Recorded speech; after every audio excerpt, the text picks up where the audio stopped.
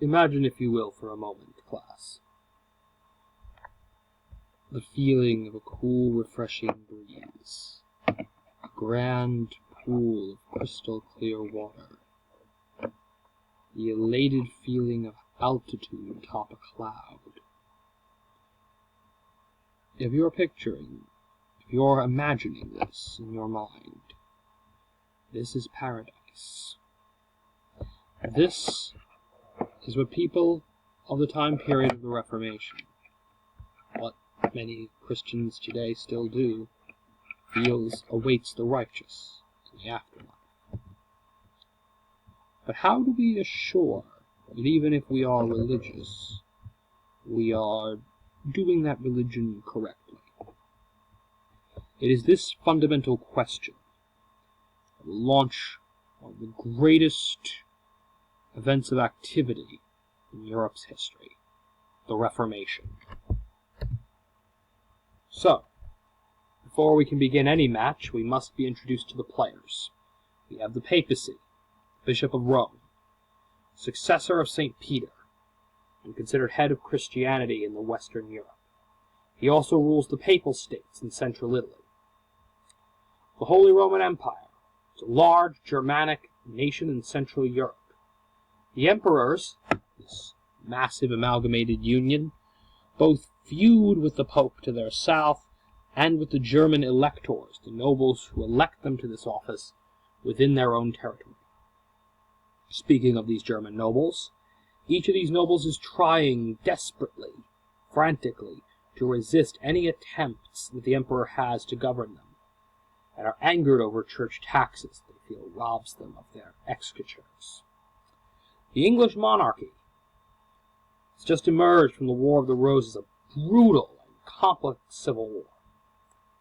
And as a result of this, the House of Tudor, the victorious house, the family that has won this war, is anxious about any crisis that could lead to war, any sort of successionary issue that could potentially give their enemies a cause to rebel against them. Then there is France, a large, highly Catholic nation. Spain has just finished its Reconquista. As of 1492, the Moors have been removed from Granada. Spain is under Christian rule for the first time in almost 1,000 years. And it is also this religion that is the only thing holding Spain together. This is going to be very important. It will explain why Spain is so frantic during the years of the Reformation. And lastly, we have Switzerland. Not really even a proper nation at this point. It's an amalgamation of loose-knit cantons, these little states, these little city-states that make up Switzerland. So, the rise and fall of the papacy. So, the papacy begins its rise to power with St. Peter, one of the 12 apostles, and one told by Christ that he is the rock on whom he shall build his church. In short, Peter is sort of the leader. And so when he dies, when he's martyred in Rome, it stands to reason that the bishops of Rome will be his successors. This idea that the bishop is a successor to an apostle is established at the Council of Nicaea in AD 325.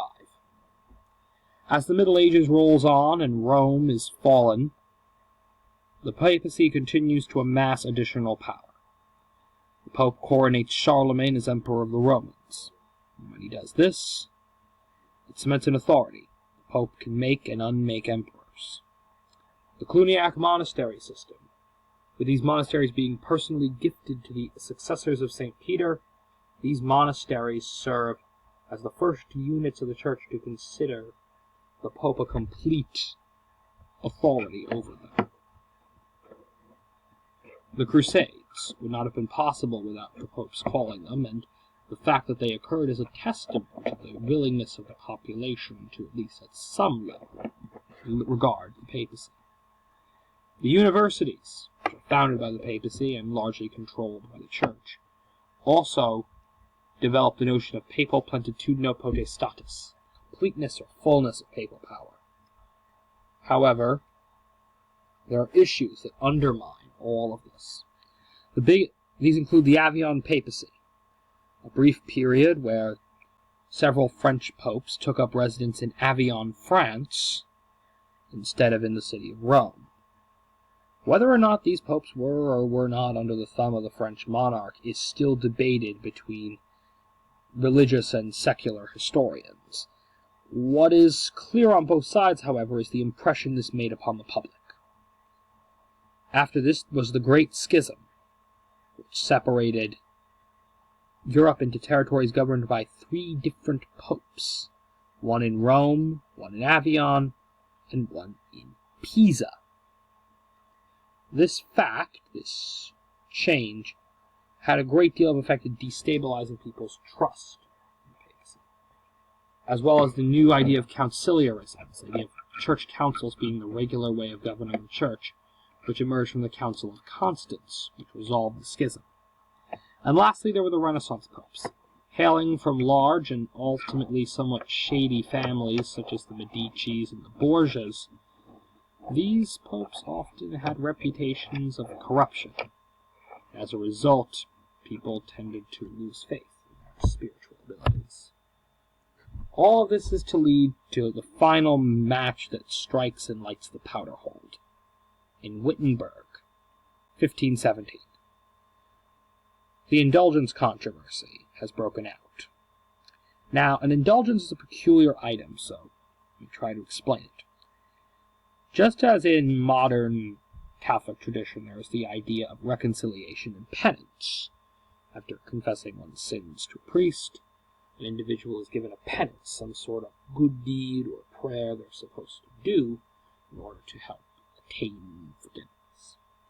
Well, in this time period, there was also the allowance that you could pay a sum of money. You could obtain an indulgence from the Pope, and this would act sort of in that place. However, many people tended to think of them as get-out-of-hell-free cards that you could buy up a large amount of them and then commit any sin you liked. You'd be free to go right on up to heaven. Or you could purchase them for relatives who had died, so rather than having to constantly pray for the souls of the dead, one could simply buy their relative an indulgence and never have to pay it any mind. This finally led to the theological outburst of the 95 Theses by Martin Luther. The issue came to a head between Luther and some of his contemporary Orthodox Catholic clergymen, finally leading to his trial before the Reichstag. After his trial before the Reichstag, warfare breaks out, and the result eventually is Lutheranism emerging as a separate branch of Christianity. Switzerland. At the same time as Luther is preaching his doctrine, Zwingli emerges. Now, Zwingli has some differences in doctrine from Luther. Whereas Luther believed that Christ was somehow present in the Eucharist, although he denied that the priest changed the bread and wine into the body and blood, as was maintained by the Catholic Church. He still thought that somehow, for a true believer, Christ was still present. Zwingli went a step further and argued it was nothing more than a mere symbol. This led to a schism within Protestantism at the Marburg Colloquy, when attempts were made to breed an alliance between Zwingli and Luther. Zwingli went on to lead the Protestant urban cantons, the Swiss Confederate city-states, against the Catholic forest cantons. A battle he lost, perished, and was subsequently beheaded. However, much of Zwingli's ideas were picked up by John Calvin a generation later, in his book Institutes of the Christian Religion. Now, Calvin had his own introductions to doctrine. He also took the idea of a symbolic Eucharist. He reduced the number of sacraments from 7 down to, I would say, Calvin took them down to 4. No. 3 sacraments. Baptism, communion, marriage. That was it. Additionally, there was this whole notion of predestination, the idea that beginning of time, all souls except a few were damned to hell by God. Only a select few, the elect, as they were called, were allowed to stay untouched. Now, this movement was founded in France, where it was persecuted and it was entangled in religious warfare. In this country, they were called the Huguenots. In France, Calvin himself later relocated to Geneva at the request of the city-state, where he established a model Calvinist community, causing Geneva to sometimes be referred to jokingly as Protestant Rome. There were then two additional offshoots of Calvin, the Puritans and the Presbyterians. The Church of England. Unlike the other reformers we've talked about who are motivated by religious reasons and dogmatic concerns, Henry VIII is no such fellow. Good old Henry VIII founded his dominion as head of the English Church after the Pope refused to annul his marriage to Catherine of Aragon, who was his current wife, who had only produced him one heir, a female, whom Henry worried would cause a successionary crisis and would lead to the fall of the House of Tudor. He wanted desperately to be allowed out of the marriage so that he could pursue his current love affair with Anne Boleyn, who, as things dragged on in debates between him and the Pope, he had managed to get pregnant. So, with Anne Boleyn being with child, and Henry wanting the child to be legitimate, it was essential that this marriage be annulled quickly so he could move on to his new bride. But Catherine of Aragon had relatives in high places. The Holy Roman Emperor was a close relative of hers, and with all his power and authority, he was not going to allow the Pope to just annul this marriage without there being some sort of consequences. The kind of consequences that could lead to the Papal States being burned by a ravaging German army. So, the Pope decided not to grant the annulment. Henry, when push came to shove, decided to declare himself head of the Church in England, later called Church of England, and for the rest of his life ruled as head of the Church in England. Although, it should be mentioned, despite giving himself the annulment he wanted, he didn't do much to change the English system from the usual Catholic practices that had always prevailed. That happened under his son, Edward VI. When Edward VI died, Catholicism was briefly reinstated under his daughter Mary I. However, Mary even went as far as to marry the Catholic King of Spain, Philip II. But when she died, rule passed to Elizabeth, who, being an illegitimate child of Henry's marriage to Anne Boleyn, had no option of returning to Catholicism if she wanted to hold on to her throne. And so, it was decided that Britain would become an Anglican country once again. The Counter-Reformation. The papacy didn't quite take this lying down. Decisions were made quickly that it was time, now that the problem was looking serious, to try and have some kind of a council to decide what should be done. Try to maybe make some necessary reforms, correct a couple of abuses, and try to address this whole factionalism that had broken out. But fears over conciliarism coming back led to a slow response.